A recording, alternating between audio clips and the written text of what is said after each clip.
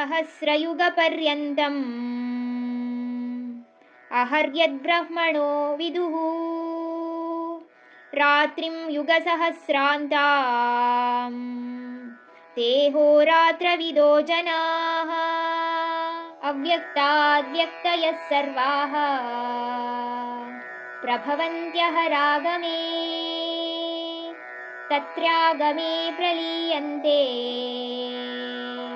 तत्रैवाव्ಯಕ್ತಸಂಜ್ಞಕೆ. ಯಾವ ಮನುಷ್ಯರಿಗೆ ಈ ಬ್ರಹ್ಮನ ಹಗಲು ಮತ್ತೆ ರಾತ್ರಿಯ ಜ್ಞಾನವಿರತ್ತೋ ಅವರು ಹೇಳ್ತಾರೆ ಬ್ರಹ್ಮನ ಹಗಲು ಬಂದು ಸಾವಿರಾರು ಯುಗಗಳಂತೆ, ಹಾಗೆ ಅವರ ರಾತ್ರಿ ಬಂದು ಸಾವಿರಾರು ವರ್ಷಗಳಿರುತ್ತೆ ಅಂತ ಹೇಳ್ತಾರೆ. ನಮ್ಮ ಕಾಲದಲ್ಲಿ 6 ತಿಂಗಳಿಗೆ ಒಂದು ಆಯಿನ ಅಂತ ಕರಿತೀವಿ. ಹಾಗೆ 2 ಥರ ಆಯನಗಳು ಬರುತ್ತೆ, ಒಂದು ದಕ್ಷಿಣಾಯನ ಮತ್ತಿನ್ನೊಂದು ಉತ್ತರಾಯಣ. ದಕ್ಷಿಣಾಯನ ಅಂದರೆ ದೇವತೆಗಳಿಗೆ ರಾತ್ರಿ ಅಂತ, ಉತ್ತರಾಯಣ ಅಂದರೆ ದೇವತೆಗಳಿಗೆ ಹಗಲು ಅಂತ. ಹಾಗೆ ನಮ್ಮಲ್ಲಿ 43,20,000 ವರ್ಷಕ್ಕೆ ದೇವತೆಗಳಿಗೆ 12,000 ವರ್ಷ ಆಗತ್ತೆ. ಹಾಗೆ ಈ 12,000 ದೇವತೆಗಳ ವರ್ಷವನ್ನ 4 ಯುಗಗಳು ಅಂತ ನಾವು ಹೇಳ್ತೇವೆ. ಇವೇ ಕೃತಯುಗ, ತ್ರೇತಾಯುಗ, ದ್ವಾಪರಯುಗ ಮತ್ತೆ ಕಲಿಯುಗ. ಇದು 4 ಸೇರಿ ಒಂದು ಚತುರ್ಯುಗ ಅಂತ ಕರಿತೀವಿ.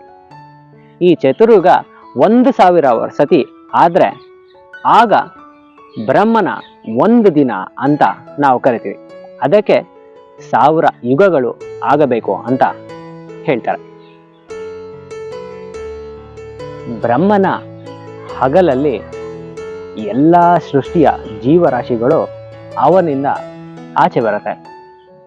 ಅದೇ ರಾತ್ರಿ ಆಗ್ತಾ ಇದ್ದಂತೆ ಎಲ್ಲ ಜೀವರಾಶಿಗಳು ಒಂದಾಗಿ ಅವರ ದೇಹವನ್ನ ಸೇರುತ್ತೆ ಅಂತ ಭಗವಂತ ಇಲ್ಲಿ ಹೇಳ್ತಾರೆ.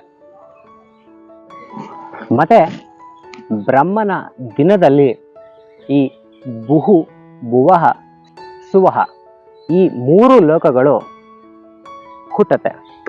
ಹಾಗೆ ರಾತ್ರಿಯಲ್ಲಿ 3 ಲೋಕಗಳು ಮುಳುಗೋಗುತ್ತೆ, ಅಂದರೆ ಬ್ರಹ್ಮನಲ್ಲಿ ಒಂದಾಗತ್ತೆ. ಅದನ್ನೇ ನಾವು ನಿಮಿತ್ತಕ ಪ್ರಳಯ ಅಂತ ಹೇಳ್ತೀವಿ. 2 ಥರ ಪ್ರಳಯ ಆಗತ್ತೆ. ಒಂದು ನಿಮಿತ್ತಕ ಪ್ರಳಯ ಆದರೆ ಮತ್ತಿನ್ನೊಂದು ಪ್ರಾಕೃತಿಕ ಪ್ರಳಯ. ಪ್ರಾಕೃತಿಕ ಪ್ರಳಯ ಅಂತ ಹೇಳಿದ್ರೆ ಅದು ಇದಕ್ಕಿಂತ ಸ್ವಲ್ಪ ಡಿಫ್ರೆಂಟ್. ಇದರಲ್ಲಿ ಏನಂದ್ರೆ ಪಂಚಭೂತಗಳಾದ ಎಲ್ಲ ಭೂಮಿ, ಅಗ್ನಿ, ವಾಯು, ಜಲ ಮತ್ತು ಆಕಾಶ ಎಲ್ಲ ಸೇರಿ ಅಹಂಕಾರದಲ್ಲಿ ಸೇರುತ್ತೆ. ಅಹಂಕಾರ ಬಂದು